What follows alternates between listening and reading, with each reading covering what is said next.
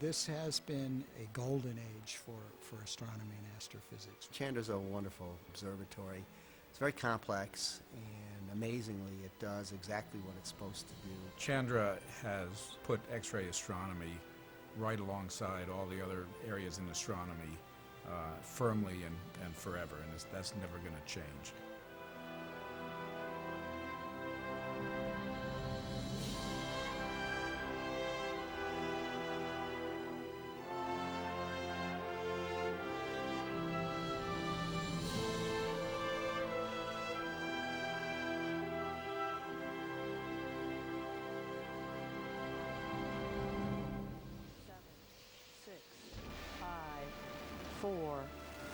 We have a go for engine start, 0.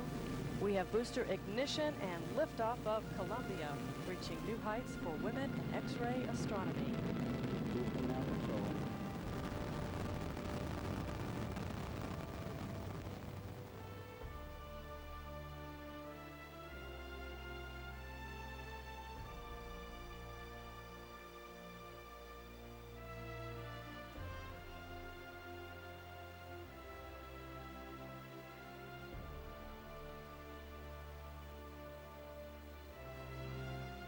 The real effort that led to Chandra finally being launched started up again in '76. Ricardo and I wrote an unsolicited proposal to NASA to begin a study of what we called a 1.2-meter telescope. And we started working with Marshall Space Flight Center later in '76 or early in '77. And there really was a continuous effort to develop the technology, really focusing on the mirror in the early days. And it led to NASA eventually working Chandra up to the top of its list of priorities. I used to have, in the days when we used, plastic view graphs, I used to have one in my files. I can probably find it. And it has a curve on it, and I used to add a point every year. At that point, the launch date was, I believe, 1991. And it slipped a year per year for the next 7 years. That period was very, very difficult. The interesting thing is that we didn't lose faith. We knew this was a great mission and it was going to happen. Getting any big NASA project or any big physics project going is not easy. It involves a lot of political hurdles because you're ultimately asking the taxpayer and your agency to support something that is quite expensive. Chandra cost in real dollars over 20 years of development $1.5 billion. That's still a lot of money. Per year it wasn't a lot of money, but it's still a lot of money, and you're asking the taxpayer to come up with this. And there are other missions that are scientifically interesting, that have their supporters, that may also have very prestigious backing. When you look at sustaining a development program over a 15-year mission, as well as shuttle launch costs for 15 years for missions every 2 or 3 years, it was just an exorbitant amount of money. There were a number of design changes imposed by going from the low Earth orbit, pure shuttle launch, to this very highly elliptical orbit that goes a third of the way to the moon and stays out of the radiation belts most of the time. Another advantage of it. The shuttle couldn't get us to that orbit, so we had to use another stage, and it turned out to be Boeing's inertial upper stage that we ended up using. In order to get the observatory up there, we had to make it as lightweight as possible. So the redesign had to go and take a lot of weight out of that vehicle. We took off 2 mirror pairs. That saved a tremendous amount of weight. Then we took out all the metal that we could, and we created probably the biggest epoxy graphite observatory or structure that is in space today. By doing these types of things, we got it down to the required weight for the IUS to be able to lift us. In hindsight, it was a very difficult thing to do, very stressful for a lot of people. But at the same time, if you step back and look at it now from today's perspective, in terms of the dollars that we saved and that were freed up to invest in other science activities, I think it was a very wise choice. So in late '88, Congress decided that they would approve the first lump of funding for Chandra, and they directed us to show that we could actually build a an X-ray telescope which focused to the level of an arcsecond of angular resolution. And there was a lot of skepticism as to whether you could actually build a mirror that good. They gave us a set amount of money in 3 years to build and test this X-ray mirror. So we had to start with the glass and then the machinery to polish it and measure it, and the test facility at Marshall Space Flight Center, the X-ray calibration facility, to actually test the X-ray performance of the mirror. So there was an insistence that we prove that we could build the telescopes that we thought we could build, and that was a major achievement. And to have a senior congressional staffer flying down to Marshall Space Flight Center to witness the test of a scientific instrument, that's not your typical situation. So that got a lot of scrutiny. By the way, because that was successful, he became a convert, and so he was one of the people in government who helped make it happen. After the earlier successful testing at Marshall of the initial outer pair of mirrors and the redesign of the observatory that resulted in the change of orbit, the completed mirror assembly arrived in Huntsville for testing at the X-ray calibration facility. So that part of the analysis of the whole process of getting Chandra into orbit and understanding how it works involved a lot of late nights. There was a 24-hour operation at Marshall, a lot of analysis, a lot of seat-of-the-pants work where you had to take results that have just come in from a detector, go back to your computer, try and analyze them, understand them, what was happening, and then redesign a test the next day in order to verify whether what you think you saw was actually correct. On August 19, 1999, after years of engineering, tests, and a successful launch, Look at that picture. Isn't that amazing? the Chandra team members gathered in the new control center at Cambridge. There was obvious and understandable excitement as the initial or first light image of Cassiopeia A emerged. I was in the room when the scientists were all jumping up and down, waving their arms. I was saying, Chandra's open for business. We got spoiled with this observatory because it operates itself. The spacecraft operates so well and so smoothly and so efficiently that we don't have a lot of problems. We don't go into safe mode every few days, every few hours, every few months. In fact, we were wondering after early in the mission whether perhaps we would ever go into safe mode because the observatory is operating so well. The reason for the observatory's smooth operation is a dedicated team of professionals that ensure that Chandra continues to exceed expectations, day in, day out. And we have, I've termed it, the term I have for how we run things around here is it's conservatism, but it allows for innovation. So we have this philosophy of being very conservative with what we do, but we don't stifle innovation. We allow people to innovate. If they come up with a better and brighter idea, we'll go ahead and look at it and put it in place if it makes sense. We communicate to the spacecraft through the Deep Space Network. And so this control center here, when we have a real-time contact with Chandra, is connected to one of the Deep Space Network antennas. We have 3 passes per day of 1 or 2 hours each. And our basic operations concept is that once a year, there's a call for proposals from the science community, international science community, as well as here in the US. And that culminates in June with more than 100 astronomers coming from all over the world to read. And we get about 800 proposals per year. So we sit them in 12 panel rooms and they discuss all these proposals and decide which ones get the time, which ones are the best or the most exciting or the most possible. Once we have those targets, our mission planning teams, both the science teams, mission planning team and the flight mission planning team, can develop long-term and then short-term schedules. And so on a weekly basis, a detailed schedule is developed and a set of command loads that fold in all of the engineering constraints. Can't point too near the sun, can't point too near the bright Earth, and so on. And these get converted to command loads. And those command loads are uplinked about once. There's a 1-week schedule which gets uplinked about every couple of days. It's broken up into sections. Once it's uplinked to Chandra, Chandra operates autonomously in its orbit. Not only does Chandra operate largely autonomously, it does so with astounding robustness. So I think it's a testimony to the people who designed and built it, and of course it's a testimony a little bit to good fortune as well, because there are On almost any space mission, there are random failures. They can sometimes be something small that you have a redundant way of dealing with whatever it is that's failed or it's not essential for the ongoing performance of the observatory.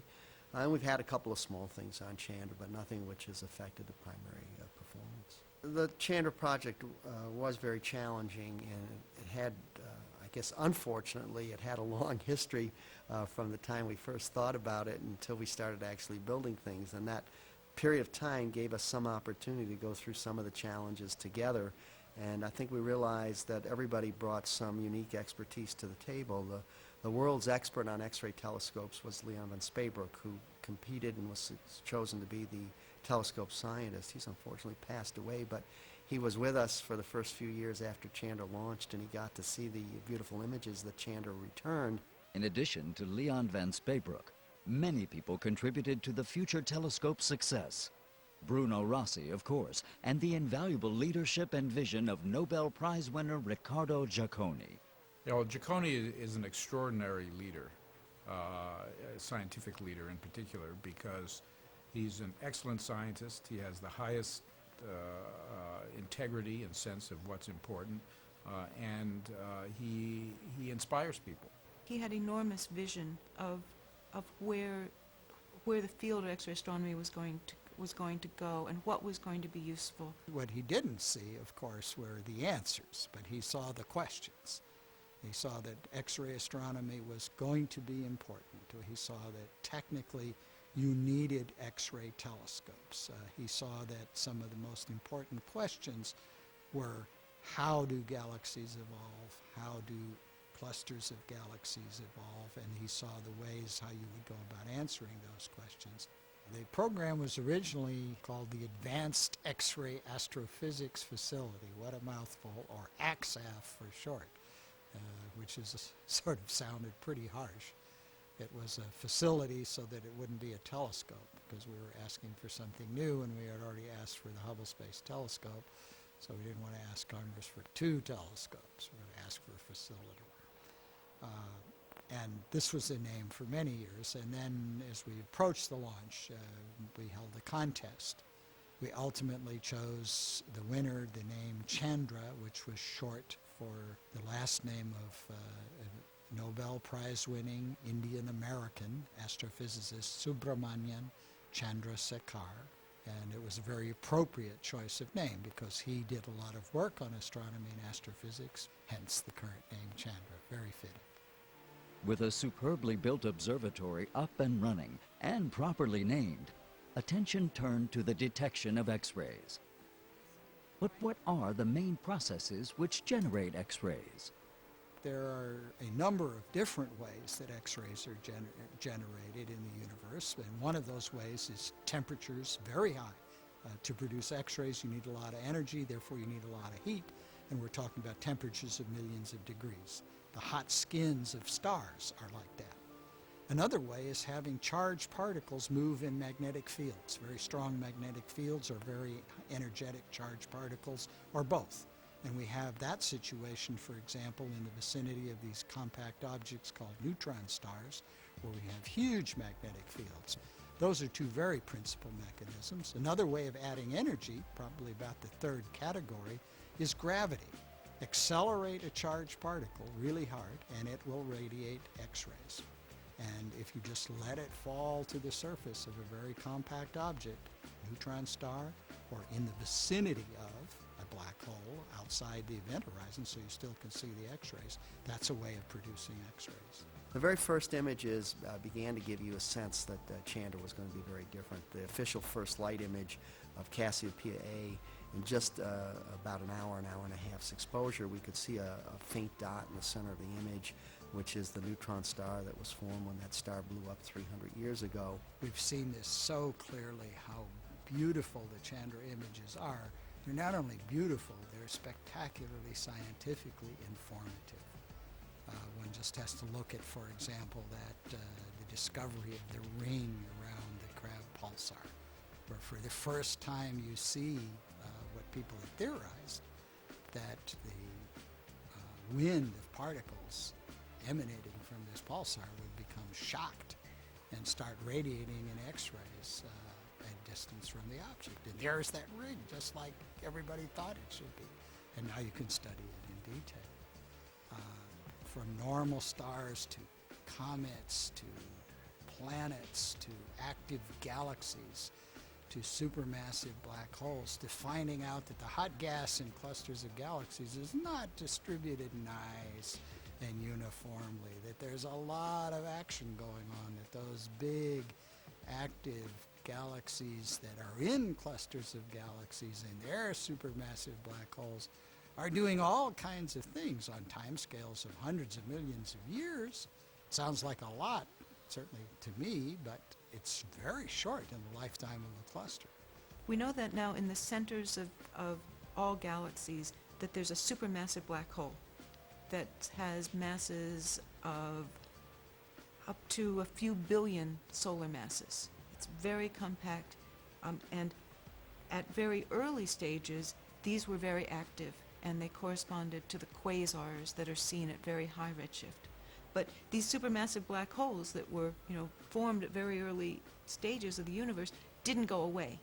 So they're still sitting there at the centers of the galaxies. So when you drop a little bit of material onto them, they give off X-ray emission primarily. Sometimes a bit of radio, sometimes a bit of infrared, but a fair amount of X-ray emission comes off. Clusters are another area that are very active, and again, this was a surprise. We've discovered a lot of structure in clusters of galaxies, which in the X-rays we had thought were pretty smooth, because mostly what we see is hot gas, and most clusters are very, very big, and it was imagined that they were in equilibrium and fairly smooth. But in fact, they found lots of structures of sort of like cold fronts that you get in the weather on the Earth. And Chandra is the only satellite that will be able to resolve those as well. In the X-rays, what we actually see are regions around these black holes and these galaxies and these clusters. We see regions where the gas is carved out or pushed away, and we call them voids. They may not be totally empty, but the density of the gas is down by a large factor.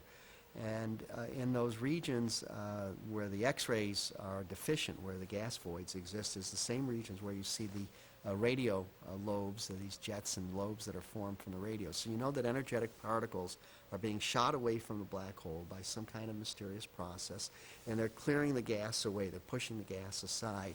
Because the gas has a density and a temperature properties that we measure in the X-rays, it's very easy to calculate the amount of work that's needed to clear these voids. So you can actually measure the energy that's carried out by these jets of particles. You can measure the energy release. It's almost like a fossil record. Well, Chandra is no doubt going to go down in history as one of the major astronomical missions that took us from very sort of rough descriptions of how the cosmos works and start to build up detailed pictures of what's really happening. Envisaged in the sort of 1960s originally, it was preceded by other X-ray missions, but missions which couldn't look in such detail as Chandra can. So Chandra is now taking all those sort of very vague ideas that we had about the way the X-ray universe was working and really giving us the physics behind it rather than just sort of vague descriptions of how things might work. We're now starting to know how things work with Chandra. Chandra is essentially that link between the very vague, building up the physical understanding of what's really going on, and then going on from there to study things in much greater detail. There's a very interesting Chandra result on a cluster of galaxies known as the Bullet Cluster. There's a small fragment of galaxies, a subcluster that's merging, and a shock has been formed, and it sort of looks like the edge of a bullet tearing through a fabric. We've seen that most of the mass is determined by the location of the X-ray emitting gas, and separately using Hubble and the Very Large Telescope and the Magellan Telescope on the ground, we've used a process called lensing to map the overall distribution of material by looking at the distortion and the shapes of galaxies on the far side of the cluster. Most of the material, namely the dark material, is located slightly in front of this X-ray gas that we see with Chandra. Dark matter is important because most of the cluster mass, it turns out to be in the form of dark matter. So, and clusters are so big that the composition of clusters is exactly the same as that of the entire universe. So we can say if in these clusters of galaxies dark matter makes 70% of the total mass, we can extrapolate this result on the entire universe. If dark matter in a cluster makes 70% of the mass, it makes 70% of the mass in the entire universe. So the reason why this matter has been dubbed dark matter is because, well, you know it's there. Just like you know the Earth is here, we are being attracted by the center of the Earth. Just like you don't see the Earth from this room, you are unable to see what is the matter in a galaxy which causes this attraction. Still has to be there. The only alternative is that Newton's laws of gravitation are wrong, and most people would question that statement. So it's there, you measure the gravitational attraction, you just don't see it. So I guess the obvious name for this type of matter is, well, dark matter.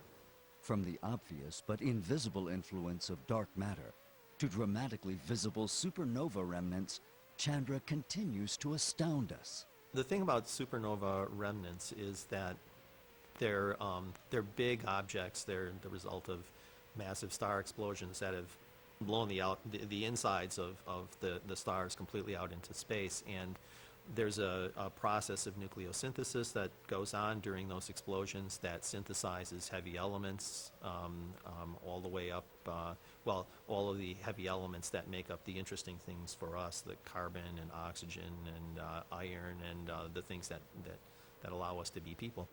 You know, every kind of object that you can think of in the universe, there has been, a representative of that class of object has been seen in X-rays with Chandra and even with missions before Chandra.